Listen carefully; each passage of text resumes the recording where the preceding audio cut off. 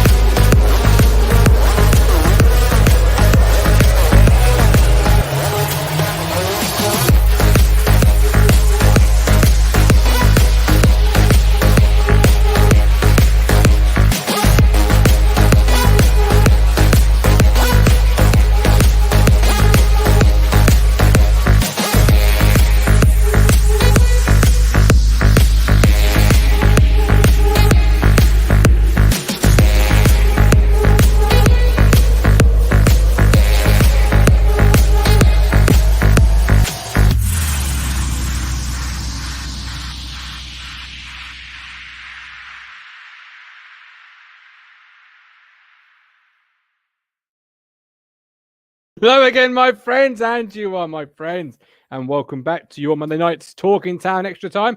I'm, of course, your host, the Governor, Martin, the Governor Lambert, and I'm joined this evening by two wonderful people with a whole host of variety of things to discuss, all to do with our beloved Ipswich Town. Sadly, no takeover news to talk about. Though nothing has left the news corridors today. Sadly, I was hoping all day we might have something that we could get our teeth into on that front, but sadly not. Owen's in the room. Welcome him, Owen. Good evening, Cruncher. Jonathan Stringer, our posh fang. Evening all up the posh. Yeah, it looks like you will be potentially. Our Barnsley fan is in the building. Good evening, Dan Whitty.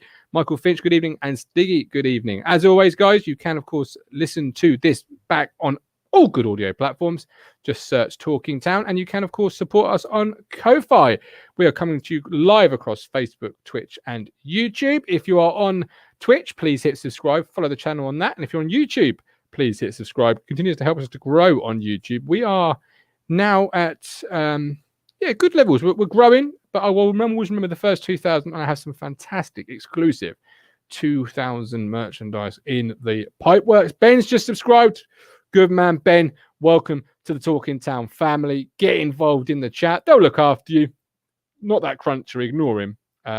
Somebody said to me last night, that Cruncher, he does talk a lot of twaddle, doesn't he?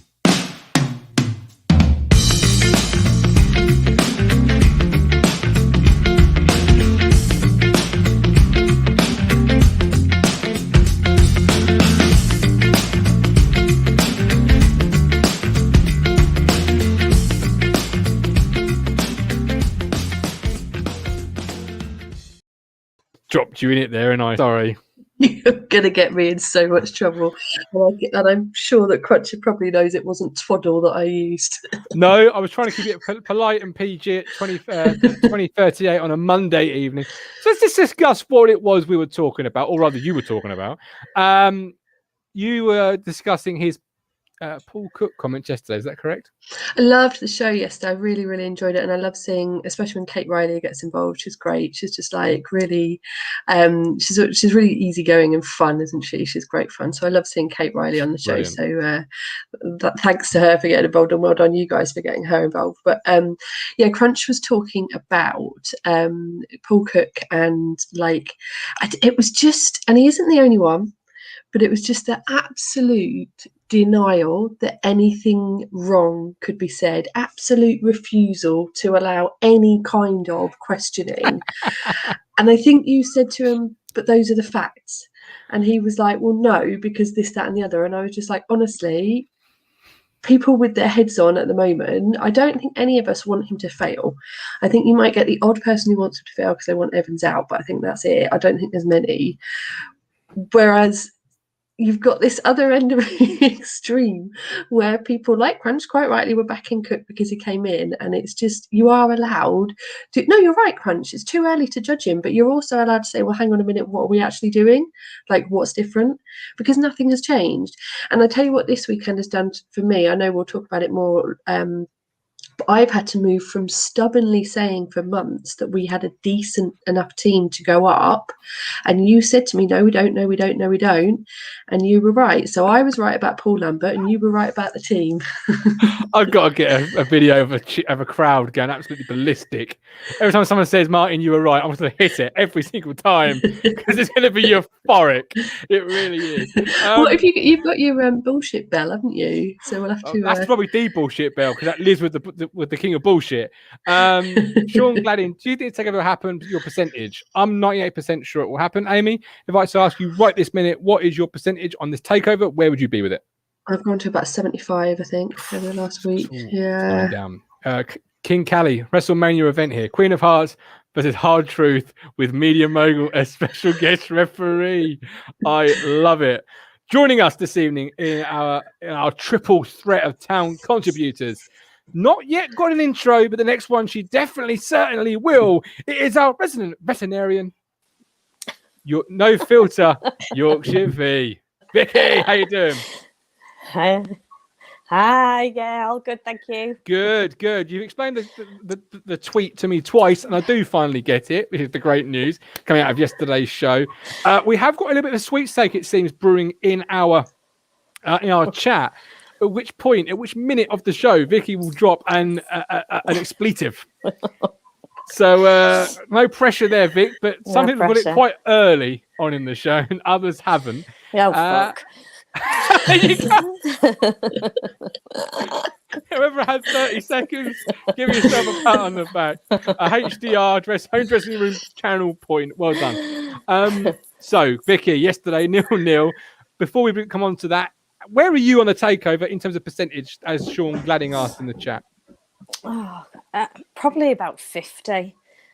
Ooh. I can't see it going ahead, to be honest, but there's still a teeny weeny bit of hope, just a little bit. It's the hope that gets you. It's the hope that gets you. Cruncher with the tweet of the show so far. Yeah, we won't. Yeah, did you see Vicky's tweet there, Amy? Yesterday, no. Saturday. No, then you won't get that. But Vicky was Cruncher saying random things. That's pretty normal. Vicky, for the benefit of the chat and for Amy, what was the tweet, please? It was something like, I was so bored during the match watching it that I would have rather squeezed my dog's anal glands. Did you hear that? Can you turn me back on again? I can't tell if it's my mic playing. I didn't get it. But now I have. Sean Glennon, need to know that takeover all is not lost. I get that £20 out to flash them boys down the road again. Don't worry, if the consortium take charge, you can get the 100 bill out, mate. We'll be flashing the old. Is it George Washington? George Washington about? That's who we'll be flashing about. So yesterday, Saturday. Anal glands have got me all together. Saturday, 0-0 with Wigan. Something that came out of anal glands, that performance was, in my opinion. Vicky, we sit here past the 24-hour glow of the game, where you're too high or too low. How are you sitting here Monday night reflecting on it now? What are your thoughts looking back? It was rubbish. It was just pure toilet. I did make some notes during the match. I was watching it because I knew I was going to be on tonight. So I thought I'll make some notes. I like that. And I got a bit bored. So apart from the anal glands, I did start doodling a little bit. Put it to one side and then I watched the second half and I thought, that's really, really good. Of course, I weren't talking about the football. I was looking at my doodles. I want to see the doodles now. What were your notes then, Vicky? What did you glean while you were watching the breathtaking, fast, vigorous, exciting, sexy football we were promised under Paul Cook? Oh God. What Pretty can I much say?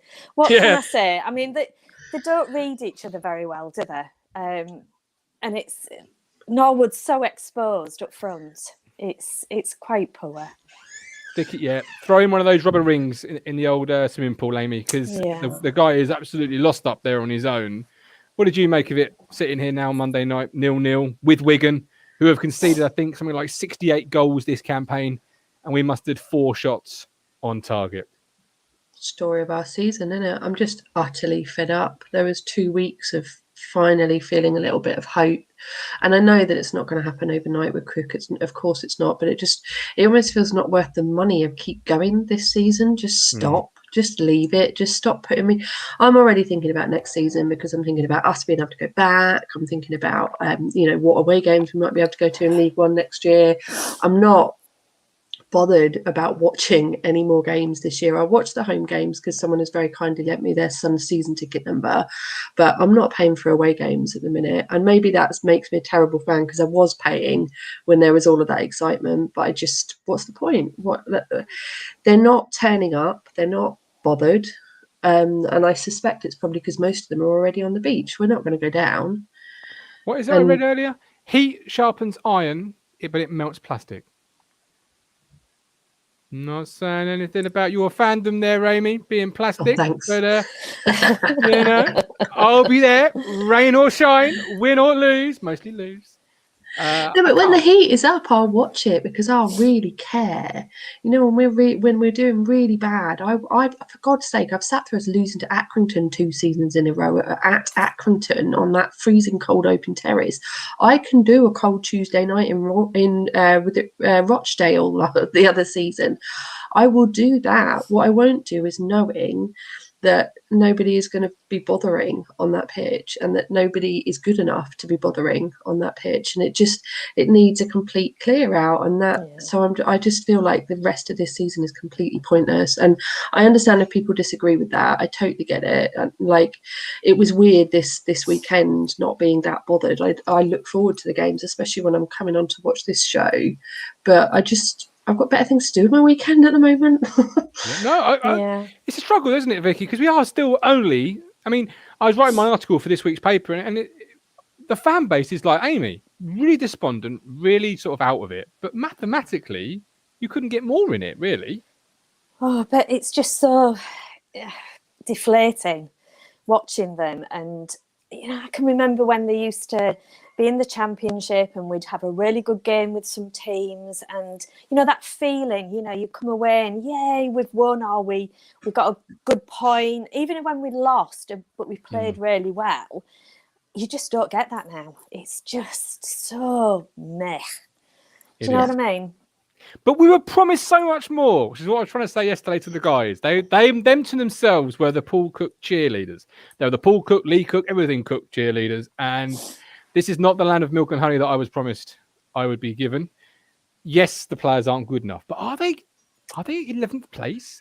But really, you backed Lambert the first season and we got relegated under him. In the Championship, though. We had to back him and think next year we'll go down and we'll regroup and then it'll be all, wonderful roses, and that just hasn't happened, has it? No, it really hasn't happened. That's a funny one, and it's a fair sort of stick to hit me with, I suppose, because I backed Lambert to the day he resigned. I'll let the chat correct the terminology there, but until the day he resigned. But Amy, is it a bit different in this respect? Because Paul Lambert didn't come into the job and say we are going to survive. He came in and said, tough job, we'll do what we can. Paul Cook came in and said, promotion. He muttered the words and was the first person to mutter the words, promotion. Yeah, but isn't that just what they do? And actually, I would like that to be what he's aiming for.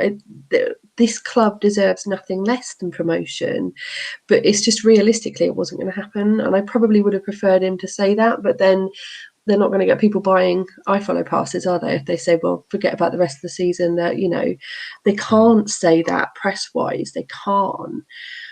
So I don't hold that against him any more than I hold Paul Lambert. What's the word I'm looking for? But I don't blame him for buying people a load of pints. At the time, it felt like the right thing to do. At the time, what Paul Cook said is right. He is a new manager, and this is the hope he wants. And do you know what? If that's the mentality he's trying to instill in the players, then that's what we need. That absolutely is what we need. But I think as fans, we're just fed up of all the bullshit, and it's got to be delivered afterwards. And the problem with Paul Lambert buying everybody pints and us getting free pies or whatever it was at the fan zone was that it wasn't followed up with the thing that we really want, and that is investment, that is progress, and we're going backwards. And if they want anybody in that fan zone come August, they are going to have to show some kind of progress. And I think I said this to you last time I came on here, is the players at the moment, even if they're not expecting to go up, they need to be playing to be in this team next year, and they're not at the moment. Maybe they're done, maybe they've had enough, maybe they feel like they've gone as far as they can, in which case bye, let's have some youth players instead. Spot on. I certainly agree with that. I just don't, like I say, I don't feel as somebody just said somebody just said that I was spot on, and I was like, yep, I'm bang fucking on. You are. I like Jacob Barrow's point. Cook promised to give it all his effort. Takes two to tango. Players need to help him out too. So I guess that just leads on to one of the topics on the will I've got, and I'll just take it off now. But Ipswich Town sit 11th place. Yesterday on the podcast, for those who perhaps didn't listen to it, you can listen to it back on all audio platforms and on YouTube. I said mediocrity is sitting at this football club, and we need to sort of go from the head down. Obviously you can't remove an owner, sadly, but the owner can put 2 foot forward and say, look, I don't accept it either. So we're making wholesale changes to root out mediocrity in every department of the football club. But in your opinion, and Vicky, I'll come to you first, who is to blame for Ipswich Town sitting in an 11th position and looking like they're going to miss out on another League One playoff berth? That's 2 years in a row without any playoffs in League One. Well, ultimately it's Evans, because he's invested absolutely fuck all in the last 13 years. But the more the season goes on, the more I've got to think the players are, they're ultimately responsible on the pitch. The manager can do so much. And I wasn't Lambert's biggest fan. I didn't like the way he was as a manager. But... I hate that word, but you can only do so much with what you've got. And if Evans won't invest, that is what we've got. And unfortunately, it's shit, isn't it? Amy, is Evans your person to blame? Or is somebody else? Yeah, without a doubt. The only thing I would say is that Lambert built the team. Lambert kept the players that have got the losing mentality. He kept the players that are struggling for confidence and aren't doing well enough. He bought players that haven't been good enough. He's not really brought anyone in that's made a massive difference. I don't think, like Nor's potentially, was that even him? It was, wasn't it? But that was. There's nobody that jumps out at me as saying, yeah, what a signing. Which I think is because it is like the whole team needs restructuring. So no single player, like Judge, I think could possibly be better in a better team. I think he's the best of bad lot personally. I will not let go of that bone, Martin. I will never concede that point. And Nor's, as well, as obviously now that he's back to full fitness, is starting to show what he's capable of, but he hasn't got the supply, and that's where we've got a problem. It seems nuts to me to go from having this massive midfield with all this potential to nothing. And I know it's come down to injuries, and that's going to be a long thing to solve. So that's the other thing, actually, for me, and maybe that's the problem. When you talk about who to blame, you could go back as far as Mick McCarthy, you could go back as far as Roy Keane. Do you know what I mean? You could keep going. It probably the buck stops at Evans. Yeah. He's Exactly. the one constant. Let's get a few comments before we go a bit further on those points. Michael Finch, the owner can't be asked why it's the players. Mike D, Brian Clues, Banger Factory, Dennis Edward, welcome in Dennis. The players are crap because Evans only shops in the bargain basement. Sticky Aston. Think if I was Cook, I'd play under 23s until the first team players train with under 18s. We have nothing to lose. Matt Stan, I question, how much do we know to invest? 10, 20, 100, a billion? Good question. I'll come back to that in a second, Matt, if I may. Chris Wardman, Drinnan and Hawkins, not Schematics, and Johnson Clark Harris. Cruncher, 51 pros at the club, 50 F in 1. I mean, all of these things, they can be put back on the owner, right? Because he ultimately, everything I've always read reads like this. I will compile a list, and then Marcus will try and deliver me that list. So, in other words, the manager will tell the owner who he wants. Here's 5 strikers. I'd like 1. And then the owner goes through the list. Now, how many times, we don't know, does Marcus go through the list, get to the 5th option, realise he's already gone through the first 4? This is the last one the manager gave me, so I've kind of got to deliver this one. Hell or high water. Do you trust Marcus Evans to know if, for example, Sammy Schematics is asking for a fair price, or if Sammy Schematics was or is taking the piss? Or do you trust Marcus Evans to look at the list and say, Ollie Hawkins, is this the right list? Is this who you want, Paul? Or do you just think he just blindly goes and does it? And because I was saying earlier, Vicky, to someone on Facebook, it's one thing to say you've got the biggest budget in the league or one of. If I bought my 3-bedroom house for twice the asking price, it don't make me a fucking shrewd person. It makes me a stupid person. If I'm walking around the street going, my house was worth all this. Yeah, but my house was only worth this and I bought it for this. Like, we've spent money, yeah, but on what? Who is in this squad is worth the money that they've invested, Vicky? Tell me. Oh, there's not a lot, is there? And the problem is, even if we sweep them all out, it's going to be back to when almost Hurst did that and start again. And we have to hope that Cook, and this is where he will come in, we have to hope that he has enough about him to bring in a team that can play together, that isn't bag and basement recruitment, that it's players that are worthy of the championship and not worthy of the first division, which is what Hurst did. Absolutely. And our Peterborough fan says surely Ipswich can play higher wages for Schematics than Posh. I brought up Sammy S because he was in the chat, and that's the first name that came to my mind when I was thinking that point through. But really, we had Darren Curran on the show who said he recommended Jack Taylor to Ipswich Town Amy on many occasions. He went to Peterborough and is looking like a really shrewd signing. And I'm sure Jonathan will tell us in the chat how shrewd of a signing he is. Like, you're a marketing content wizard. If I asked you to go and buy me confectionery, you wouldn't know what the best confectionery is to buy. So when someone says you've got this Mars bar for 42p or the Twix for 12, you're going to go with the Twix, right? Because that's cheaper. You don't know. It works the other way as well. If I can advise a client on what I think is the right thing for them to do on social media, but very often they won't listen. And it might come down to budget. It might come down to they've got an idea in their head of what they want to do. So it's my job as the manager to then adapt to that. So that, do you know what I mean? Like that's what I think Lambert has had to do. Is he's possibly, we don't know what he's suggested, who he's suggested, but you get to a point. Not that any of my current clients are like this, but you do get to a point with some of them where it's like, why do I even bother? Like, I'm just gonna do the bare minimum because that's all I can manage now because everything else is wrong. And I do think that's the point that Lambert got to, and that's not making me feel very unprofessional. Yeah. That's making me sound great, isn't it? But every time you say 51 players, Vicky, that again should be another slapping Marcus into his face, because at what point does an owner sit there and say to his manager, you've got 37 players. Yeah. Insert name. I ain't giving you another penny. Exactly. And, you know, he is a business owner and he should be looking after his assets. But equally, the manager should have been looking at these teams on the paper and saying, we don't need anybody else, or we need to get rid of 15, 20 of them and then buy some decent ones. I think for me, Matt in the chat was absolutely bang on.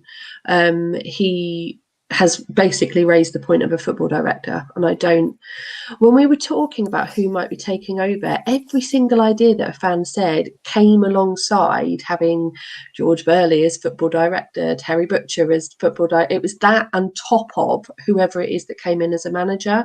And we haven't had that. So I don't understand how Paul Cook can be any different to Paul Lambert or Paul Jewell or Paul Hurst, God help us, because we're still missing that key thing. And that is, the manager can't be expected to understand the financial side of things because that's not what they're involved with. And the owner can't be expected to understand the football side of things. And like you said, what's fair on a contract. So we need somebody that's going to come together between the both.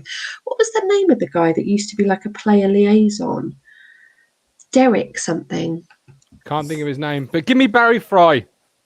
Yeah, someone like that. Exactly. You know. And Darren said this on the pod himself, and he said on Twitter on many occasions, I'm surprised nobody like Ipswich has come in for a Barry Fry.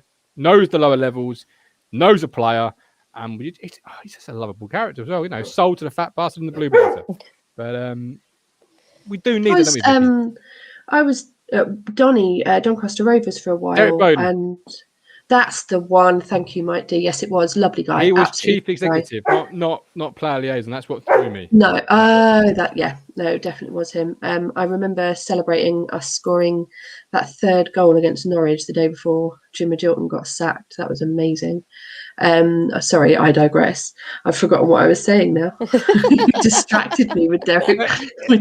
Yeah, he was a perfect guy. You know, he at the time, his job at the time was really difficult. He was balancing finances of a club that wasn't mega rich, had come out of administration, blah, blah, blah, all of that, while also having his manager say, look, I need something extra. I need this, I need that. And he always found it. You know, he always found a little bit extra for Joe, etc. I'd love him back at the football club. But I think it's a unanimous Marcus Evans is to blame from the fans in the chat, and certainly you two here on the show.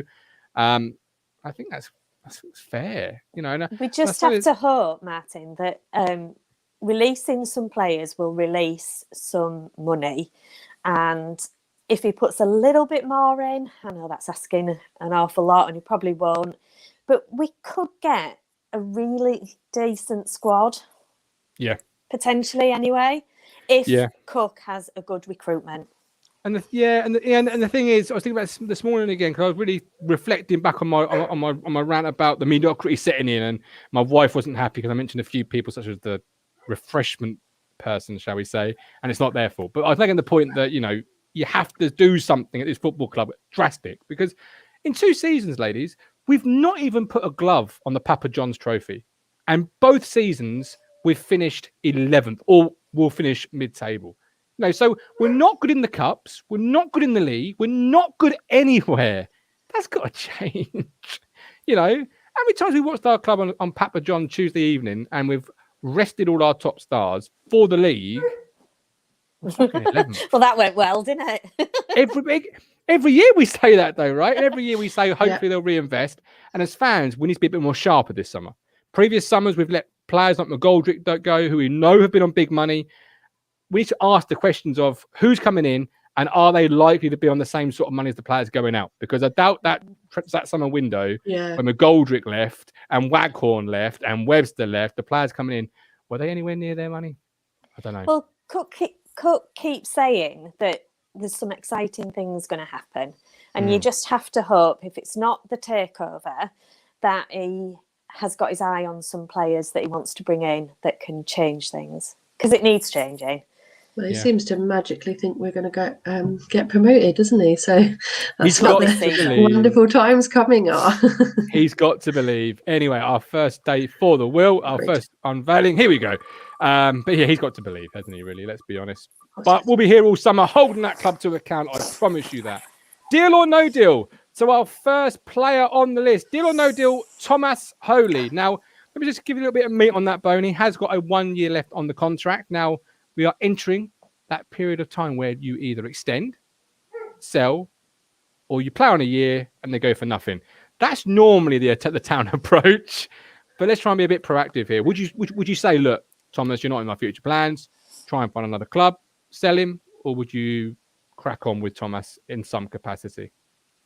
We absolutely need a goalkeeper as a first purchase. Absolutely, 100%. I would probably keep him just for a backup. Ish, really. Okay. I mean, he's not going to go for a lot, is he? We didn't buy him for a lot. He's not going to go for a lot. It's a free. So we may as well keep him just as a backup. But we absolutely need that first purchase being a goalkeeper because they're both absolutely. shit. Yeah, Amy, would you, if you had a club lower down the pyramid that had a good player and they needed a goalkeeper, would you keep him off the table, or would you firmly put Tomassoli on the table in part of those negotiations and say, look, we've got a goalkeeper, that'll allow the transfer fee? Not a bad thing to think about, is it? I think that's the trouble with, we don't know what's coming. I mean, I'd consider it. But like I was just thinking, if we had to get his wages off the books to bring in a decent keeper, then I would do that. But this is the problem, isn't it? This is what they have to do over the summer, is weigh it all up. And what I'd rather they were doing now is lining up a keeper and saying to themselves, right, we're going to go for this one. This one feels right. In that case, we will give Holy another year as our backup, and they'll, balancing the books now rather than seeing what comes up in the summer. And it, of course, it might not all go to plan, but just some kind of thinking ahead would be nice. So I'm completely in agreement with Vicky there. I think I'd keep him, but in the hope that he becomes our beekeeper, and that we do have a better option who can command his area. And our second deal or no deal, it's just on the wheel in the background there, is Cornell. Luckily it's come out because it leads itself straight on. You're both saying you need a new goalkeeper, but he's got another year on his deal as well, I believe. I think he's on a 2-year deal at the start of this year. So if you need a new goalkeeper, you're trying to get rid of one of them. Yeah. So which one, now you've got both of them on the table, Holy and Cornell, which one are you keeping as your backup, and which one are you trying to move? Or would you say, you know what, fuck it, just piss off the pair of you. I don't want either of you. I don't want you. We're just moving on. Vicky, what would you do? Get rid of Cornell, definitely, 100%. Yeah, but we've not seen him. He could be the next Matteo Serini. No, we have seen him. I've seen enough of him. I don't want to see any more. Amy, do you agree with that? Yeah, he's had enough. I mean, we may not have seen him many times, but 2 managers now have and are still preferring Holy. So for me, I don't really see why you'd give up Holy, who's playing every game, for somebody who hasn't. So yeah, absolutely, and let him go. Let him run. He's got a year left on the contract. He's not going anywhere though, is he? That's the thing. And this is the issue we find ourselves in, right? Where we've got 2 goalkeepers that none of us here particularly rate. The fans in the chat have both said no deal to both. That's not a good place to be in as a football club when you've got 2 goalkeepers that are substandard with the fans with another year. Yeah. But that was the position we got ourselves into when we let Bart go, wasn't it? So I don't know if let go is fair, because I think it was right for him to move on, but that was what we had to do. We lost Bart and we needed 2 to replace. We were never going to get anybody of the same quality as him. So I almost feel like they were sort of taking a punt on having 2, because if one doesn't work out, you've got the other one. Because they did come in at the same time, I think, didn't they? No, Cornell arrived this summer. Holy arrived. Yeah, it was Norris that arrived. They did bring 2 in. Right. But the fact they brought in a goalie every summer, to me, tells me they're not where they need to be as a club on Holy. Yeah. So, which then in turn, we want to bang out all the goalkeepers here. Harry Wright, would you keep deal or no deal for Harry Wright? I don't really know enough about him. I haven't really seen him to know if he's talented or not. So I don't know, really. He's out of contract. I guess you just got to say no deal, because you can't give a goalkeeper an additional year when you've still got 2 that you might not be able to offload. So you've got, and then of course you've got every year an age group moves up, doesn't it? So you'll have another young goalie coming through and wanting to have under 23 time, under 18s time. Persibek. Do you say deal or no deal to Persibek? No deal. He's Wright's a young lad though, isn't he? Harry Wright, yeah, but 22 I think he'll be this year. But he's no better than Holy or Cornell, is he? Otherwise he'd be in goal. He's not. So what's the point in him being there? Because it's an investment in the future, and we keep talking about that. And I just feel like actually, if that is going to be the way we have to go, is focusing on the young players that maybe will be good enough for the championship in 5 years' time. And if we aren't giving, if we're sacrificing a 22-year-old for Holy right now, then I'm not happy with that. That's not what we've said we want the club to do. And sometimes it can feel like we're going over old ground, but this is where the club should have been last summer. Yeah. Why? You've got Harry Wright on one more year. You, at some point, absolutely have to say we've invested from the age of, I don't know, let's say 5, just to pluck a number. We've invested money since this guy was a young lad. We've, at some point, got to see what he's all about. So if he's our number 2 and Holy, heaven forbid, breaks a wrist and he goes in, then at least at this point of the season, sitting 11th, you know you ain't got nothing, or you might have something, right, Vicky? Because now at this point, we're all looking going, well. Yeah. I mean, he's not playing for the under-23s. Well, he certainly didn't today, did he? Because it was Cornell that was in there. It was Cornell. Yeah. So why aren't they giving them the chance? And then we could see what they're like. It's that forward thinking they lack, and this again leads itself back to Marcus Evans and how there's even if the new guys coming in, if they came in had no money, it might be a new voice, and somebody might sit at the table, Amy, and say, well, why are you after a new goalkeeper when you've got a goalkeeper here who's on one more year? You have to see what he's like. So take that off the list straight away, Paul. Like, there's no plan in any department, but particularly the recruitment department, right? This is what makes me really worried about the summer, because this is, as far as I'm concerned, this is the biggest summer since January 2015. This is a biggest transfer window since January 2015. If we do not go up this year, next year, then it's another year stuck in League One. It's going to be even harder to get out of it. And it just feels really, really important that this summer we hit the ground running and we show that we actually have got a new direction now, because otherwise we're just going to be in the same bloody position in 3 years' time, with everybody wanting Paul Cook out and fed up, and maybe some more rumours about a transfer takeover, because that's what we're all so desperate for. Do you know what I mean? I'm just fed up of being in Groundhog Day, basically. Well, we'll just sit mediocre in League One until we pop off into League Two, then, won't we? Yeah. And then we'll be sat there saying, oh, well, we're mediocre in League Two. Yeah. Something's got to change this season. Well, in the summer, because it isn't going to change now. We are not going up this season. And that's my biggest criticism of the Marcus Evans reign, I guess. It's not the investment as such. It's you've got a goalkeeper in David Cornell, just played the under-23s today. Will sit on the bench on Friday. Harry Wright is also collecting, could be £1.50 a week, could be 200 quid, could be £1,000, whatever it is, it's still collecting money out of the club. Doesn't anybody look at these budgets, look at these playing figures and say, well, you don't need 3, 4, 10 goalkeepers. This club's got a lot of goalkeepers and only one can play in goal. To be fair, maybe that's where we're going wrong. Stick them all in. You could put 4 of them in there and they'd still be shit, wouldn't they? They'd still let goals in. We've got more goalies than strikers at a football club, because we can't score a goal to save our lives. But have we seen an 18-year-old emerge from somewhere? Have we, Eck? Like, the only club in the world that you don't read have played a kid up front, and you go, oh, well, he's only 18, poor boy, chucked him up front, see what it was like. It's madness. But Percybet is another one, or Prizebet, whoever you want to say his surname. Deal or no deal is really tough, because we don't really know what he's all about. Yeah. So it's really tough. But a lot of people in the chat are saying the San Marino goalkeeper should be coming in. I mean, we had do you remember a guy called Michael Crowe? I think he went to Preston in the end. He's not their number one, but we never knew what we had with him either, because he was behind. But the difference was there, Bart and Gerks, too much better goalkeepers, too much difficult. Anyway, moving the wheel on. We've done the deal or no deal. So all 4 goalies you'd probably say goodbye to. That's quite depressing in itself. We definitely need a good, experienced goalie, don't we? We certainly do. On the under-23s theme, if I read you this team out, is there anybody in this team that you would say, and Amy, you can go first, do you know what? Get that person in the main team. Let's see what they've got.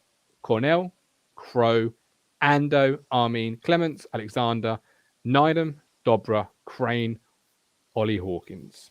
anybody from that team there say, it can be anybody. It can be any reason. Scoring goals, creating goals, whatever. Just for you, Ollie Hawkins. Fuck off. I mean, for me, it's Nydam and mine's gone Dobra. Nydam and Dobra. It's got to be. You know that we've seen signs of what's coming. They've had some. Me and Matt are one wine tonight. You know, they have made the step up. They've just not been played consistently and regularly, and that for me would be. I'd much rather have them in the team than anyone that's on that pitch at the moment. I just can't see an argument against it at the moment. We're not going anywhere. Now's the time to do it. We're not fighting relegation, so we're not throwing them in the lion's den. We're not fighting for promotion, so we're not putting too much pressure on them. Now's the time to start building that team for next year. And if our youngsters are our future, because Marcus Evans won't cop up for a £3 million striker, then we need to be focusing on giving those young players a step in. And I liked what you said earlier about cups as well, because that's when you give the youngsters a chance to play as well. And we haven't. It's been too broken up, and he's made too many changes to the team. So the youngsters haven't had a proper chance because they've not been anywhere near the first team. It's been too many changes. So I don't know what Cook's. Do we know what his record is like for giving youngsters a try? You've got to first break through that queue of senior players first. That's the issue. And this is where we're living, I suppose, Vicky, in the world of, are we for this year or are we for next year? Because if we're for next year, surely you want to see Tristan Nydam over an Alan Judge, just to pluck a name out of the air. Because Alan Judge, you know what you're going to get, here or otherwise. Yeah. Tristan Nydam is an unknown. But is there anybody in that team you'd take? Or you'd the same. Bench? I'm the same. I really like Dobra. And I think that he needs to be in the first team regular. I think he's got a little spark, really. So get him in, get him settled, get him playing as a team. Because they don't look gelled, do they? It's just too... Exactly. They're just too separate. They're not thinking as a team. Yeah. No, you're spot on. And I'm just looking at this bench, and I'm not seeing right or perspex, and I'd imagine there was a goalie on the bench, so there's another goalie to throw in the mix. Do you know, just the madness this football club brings to you sometimes. Sorry, I was just blew my mind, because I was like, hang on, where's right or perspex? But yeah, I completely agree with you, ladies. Really, at some point, not through his own fault, but you've got to see what Nydam brings to the party, because at some point you've got to think his contract is going to need renewing, whether it's this summer or next. And again, like Harry Wright, you're going to go, well, what can he do? And that's not his fault in this occasion. He's been injured. But you need to start seeing these boys. And if the football club are like the fans and think this season now is a lost one, I think they'd get a lot of fans on side if they were building blocks for the future instead of pretending like Leo Neal did in the summer, where he told us all we were going to go for the league title. Well, what league title was that, Lee? Because we're not going for this one. At some point, the club needs to do something to give fans something to cling on to.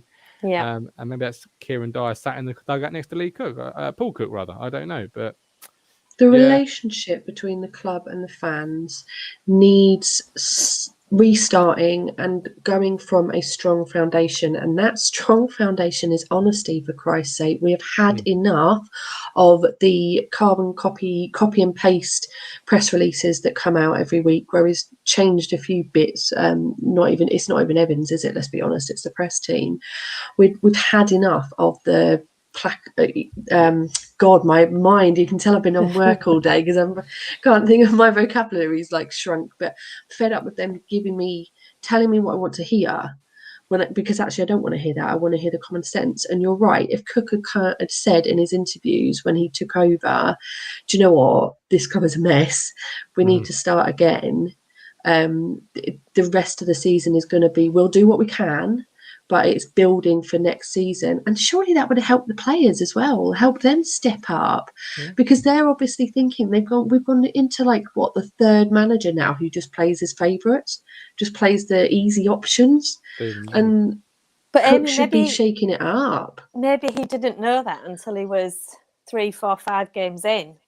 Maybe it wasn't quite as obvious what sort of mess we were in. So him coming in, the team on paper, he would look at it and go, wow, yeah, True. of course we can get promoted. He's done what you've done as fans. Looked at the team and said, Emir Hughes, Alan Judge and co should be ripping it up in this division. Absolutely. And then he gets in and he sees that they can't train for 2 days on a row, that they can't play for 90 minutes. And then he's realised, shit, this is a mess. Absolutely, yes. I think you've hit the nail on the head, I think that's a really good way of looking at it. Another name I'm quite intrigued by is Ando, Levi Ando, defender. I don't know many third-tier clubs that would particularly bring in players just for their development squad, which is what Levi Ando as appears to have been brought in on the basis of. But he scored today. He's a defender. He can play right back or centre back. Again, at some point, drop Chambers or drop Ward or reshuffle the back line and give me a young player that I can believe in. Or we can say, oh, well, he hasn't worked out how we thought he would. So, adios, amigo. I think, Martin, that when Cook came in, he wanted to play the experienced ones because in his mind, there was a chance of promotion. Because like we said, on paper, it was all there, ready to go. It's not going to happen this season now. So what has he got to lose? Bring in the youngsters, stick them in and see if they can do a better job. They can't do a worse, can they? They know. Might be more hungry, might be more fitter, as you've said recently. You're right, actually, because when he came in, it was off the back of like that amazing win at Hull and some really good performances where we were like, actually, even I started to believe we might make it in the playoffs. It was Lambert. Could we? It's or I keep saying the new manager bounce came before Cook got here because I think they knew Lambert was going, so it was like all of that dread was gone, but I will not let him take any credit. I think that you make a really valid point. It's easy enough for me to say now, do you know what, I wish he'd come in and been more straight, but you're right, now he's realised because he hadn't seen anything. They stuck him in front of the press before he'd even spent time with the team, so I think you're absolutely spot on there, and that is maybe that's now we need him to come out and be a bit more fair. But you're right, I would have been really angry with him if he'd played Dobra, if he'd played Wright, if he'd played the youngsters when he first came in, because we needed those experienced players who on paper would be much more likely to get us promoted. Comment from Crunchy. Go on. I was just going to say, it's damned if he does and damned if he doesn't right now. Definitely. Because if he brings the youngsters in and plays and they don't succeed, then everybody's going to be on his back and say, well, we could have got there, we could have made the playoffs. And if he sticks with everybody that he's been playing and again doesn't make it, then they're going to say, well, you should have played the youngsters. Yeah. I'm very privileged in my position here when I talk to a lot of fans too, so I know I've got to get the mood of the fan base, and I do. You'll always forever get people who do criticise like that, Vicky, and people who still to this day say Marcus Evans is, walking on water.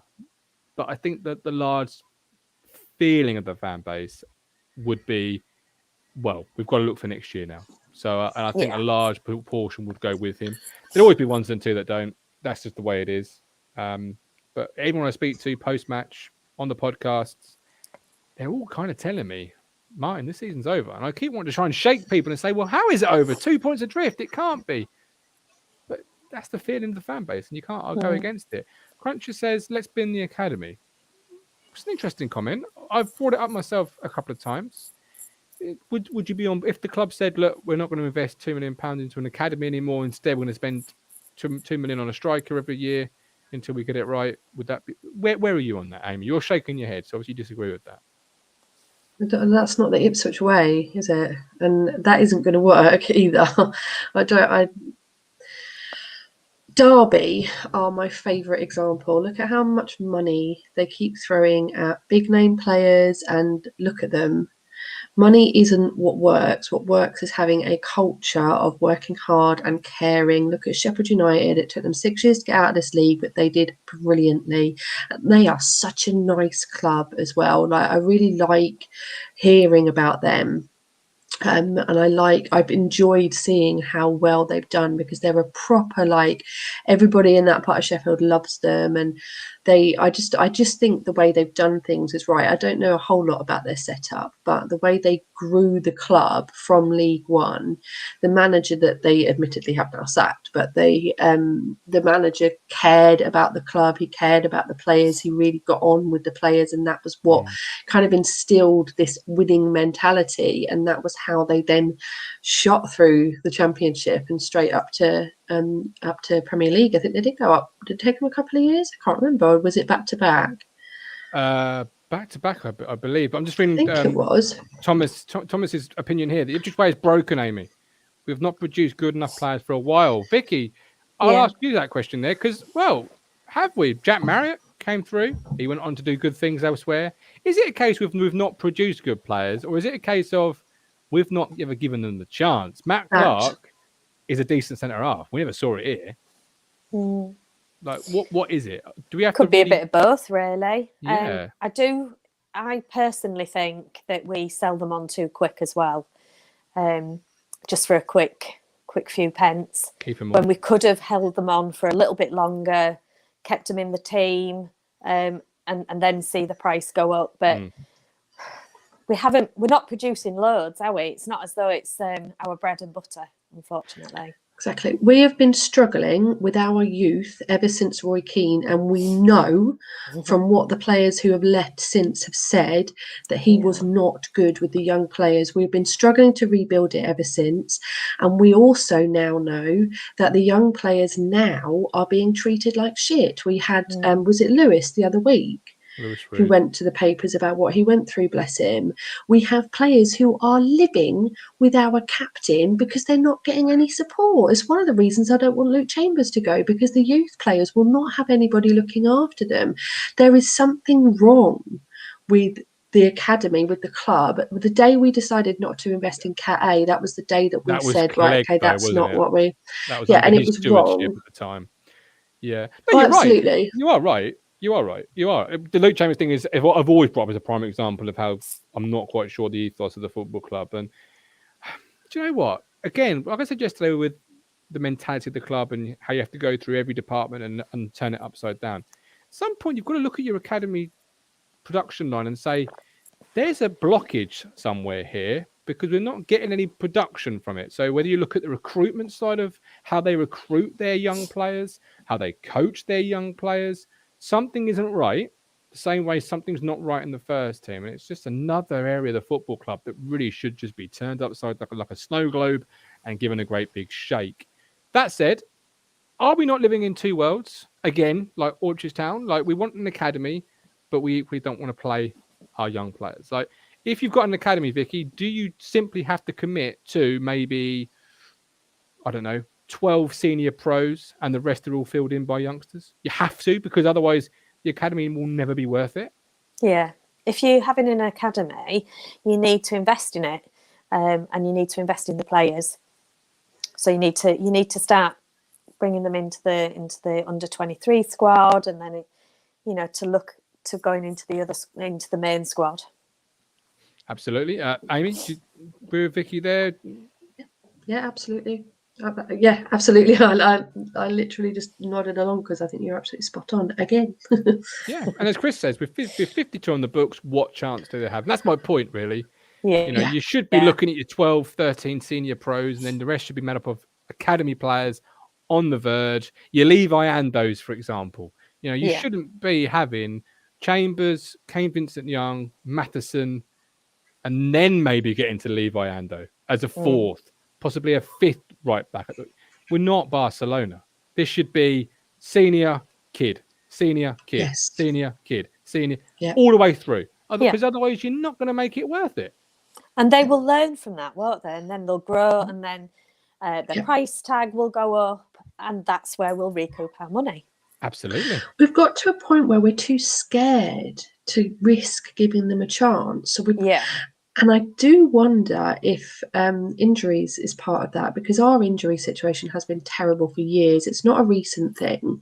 And I do wonder if, like, Marcus is looking at it thinking, well, hang on a minute, what do I do if Luke Chambers gets injured? Who've we got to back him up? So you're absolutely spot on, as always. You need a first team player with a youth team player behind them, so that they're getting that experience and getting that chance, maybe running on for 15 minutes at the end. That's the other thing. Blooming Lambert used to leave his subs so late that it was desperation rather than, okay, actually we're all right, we're winning 3-0, you have a run on. It's never, we don't play like that. There's so much that just needs flipping on its head. You just don't know where to start. It's like when we had a baby-free weekend this weekend, and the head was such a tip. The house was such a tip, and my head, funnily enough. You just don't know where to start. No. And you just feel like, okay, what room do I tackle first? And I do think that that's probably the point that Marcus has got to, and that's a sign that he needs to go. I need to get a cleaner in the house. He needs to get somebody else to come and buy the club. Absolutely. Great show. So good to see our Blue Lays late front and centre. It absolutely is. David Pascoe, they've been caught between two stools these last 2 seasons. Do you blood players or go for promotion and bill for that? Yeah. They haven't been. Yeah, everything is they ain't, Vicky. I think they're just they tell you what they think you want to hear. So last summer when Leo O'Neill does his media tour and says to every media outlet in the local area, last year wasn't good enough. They've learnt the lessons. Yes, I do think this squad's good enough to win the league. That's bullshit, right? Because if you do think the squad's good enough to win the league, Lambert should have gone by a lot earlier than he did, because you weren't running away with the league. Would he have been better off coming out and just saying last year wasn't great, this year's going to be a rebuilding year, we'll bring some young players through? Sort of, they never tamper expectation, do they? Like they ramp it up, or they tell you something, and then like the 5-point plan just goes out of the window. Ugh. Well, we always said that COVID saved Lambert last season. So this year, I was surprised that he lasted as long as he did. He should have gone before, a long time before, but we are where we are, and we can only hope that, Cook, this will be the new era, or wherever we are on that manager scale now, and that he can rebuild something and start to give us something to smile about, to feel fun about again, supporting this club, because it's quite dire at the minute, isn't it? Talking of fun, let's round off the show today by something I've plucked from Reddit. I don't know if anybody uses Reddit, but I do. I love Reddit before going to bed. Ask Reddit is my favourite subreddit. So, if Ipswich Town was a brand, what would their motto be? For example, if Wetherspoons could if you could say what Wetherspoons brand is in your own personal self, for me it'd be Wetherspoons, where you walk 400 miles to go to the toilet, right? That type of thing. So, Amy, kick us off. What would Ipswich's be? Well, I was thinking about what other brands might be, and I did have one that I thought you might like. I had two. The Ipswich Town Fans Forum, a place where older men come to have a moan on a Saturday evening. I have never seen so many grown men behave like teenagers as a Saturday night on that forum. It is ridiculous. Bless them. And then the one I thought you might like was Burger King, for when you absolutely need a piss and you can't get to the next service station where there's a McDonald's. So you have to have a Burger King instead. I don't know which one you prefer, KFC or Burger King, but when you get to that service station after an away day, it's like 11:05 or 5 to midnight, and you've got both beacons lit up, and you think both are open, and you get over there, and one of them is shut, and it's always the one you bloody wanted. Exactly. Well, that's what I'm like, especially on the drive back from Ipswich up north. There's not many McDonald's, and sometimes I have to go another hour to get to the one with the McDonald's, because I refuse to stop at Burger King. And we do it when we drive down to Cornwall to see my parents as well. Luke's like, okay, the kids probably need to stop for Amy. Should we stop here? Nope, it's Burger King. Nope. Keep driving. I don't care if they're crying. We're keeping going. McDonald's is not a good Burger King. It really isn't. Off. It isn't. Okay, we've got a few. Amy, what's your just town one before I say what some of the chats are? I think where I like Crunchers, but I think where dreams come to die is probably about right. It's the place that you oh, come on, Amy, think of something clever. It's when you feel like you feel like you have to keep going because you just have to. and there actually is no other reason. That's, you know, some of the ones in the chat are great. I'm I sorry. want to see some more. I tell you what, though, on that dream bit, Man United have the theatre of dreams. Well, Portman Road in that case must literally be the theatre of nightmares. Yes. But no, it's not even that. It's one of those dreams, you know, when you just get stuck in, and there's nothing really happening, and you're a bit bored and a bit fed up, and thinking, I kind of wish I'd wake up now. That's what an Ipswich fan. I could cope with nightmares because at least it's interesting. Like, I coped with the relegation season with a bit of hope that we'd come out of it and we'd be brilliant in League One. This is worse. Cruncher 76, Ipswich Town, where managers come to die. Paul Chapman, ITFC, if you don't have a goal, kind of Portman Road, and you'll never be disappointed. That's a great one, Paul. Matt Span, ITFC, where athletic snails are given a chance. And we've got Anthony Bacon, not bothering watching the games anymore, soul shattering. That could be quite a good one. Cruncher 76, Ipswich Town retirement home. Mike D, Ipswich Town, where Luke Chambers comes to retire. Or Mike D again, Ipswich Town saga holidays. Vicky, how about yourself? Give us a couple of brands, and then give us Ipswich Town one after that. Look, this has really given me so much anxiety this afternoon. Oh, Vicky, no. The only thing that I could come up with is for Ipswich Town really is to like them to Andrex, because those shits really do need toilet paper. There we go, that's the winner. That is a great one. And that's all I could come up with. I love it. That's brilliant. That is absolutely brilliant. We call Adam Flat the Joker, and on Thursday's show, Vicky was just showing him up, wiping the floor with Adam. Poor Adam, he'll admit himself. Your jokes on Thursday were just absolutely class. And that was another one. Speaking of Flatty, Ipswich Town, Stella Sterling. Matthew Bottrell, Ipswich Town, it's the hope that kills you, but you'll be all right. We've got none. And Michael Finch, Ipswich Town, sponsored by Titanic. You get that. Oh, I love it. Oh, yeah. I like that one. Another one for you, Vicky. Ipswich Town, as exciting as a dog's anal glands. So I guess the answer is, Marcus, if you're watching, if you're listening, our chat has some wonderful season ticket quotes and renewal hope forms you could put on there. You know, there's a couple on there that you could sell it to the fans. It really would swing it. But ladies, it's been a real pleasure to sit and discuss Ipswich Town with you for the last hour. It truly has. We've really pulled apart the academy, the club, the players, everything. And it's been a real pleasure. Vicky, Amy, I hope you both had a lovely evening. Thank you for coming on. Thank you. And I'm glad we got For a no news day, we did all right, didn't we? We didn't do too bad, did we? We didn't do too bad. So, yeah, but we are back live on Wednesday with an Ipswich Town match day preview. Myself, Ben, and a third guest to be confirmed. And on Thursday, we've got a Ipswich Town ladies special as we look ahead to their weekend and it's their season resuming this weekend. So, some exciting stuff there. We'll look ahead and discuss that. Myself, Cruncher, and a Ipswich Town FC women's fan.